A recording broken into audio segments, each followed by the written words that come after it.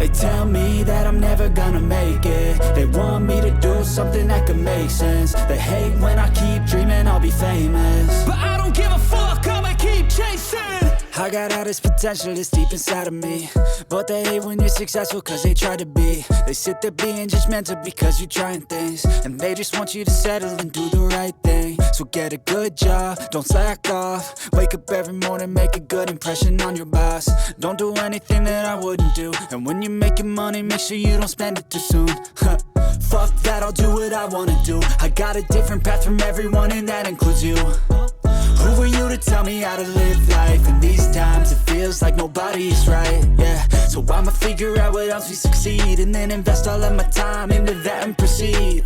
I need whatever the hell could make me happy, and I don't think you have a clue what could that be. They tell me that I'm never gonna make it. They want me to do something that could make sense. They hate when I keep dreaming I'll be famous, but I don't give a fuck, I'ma keep chasing.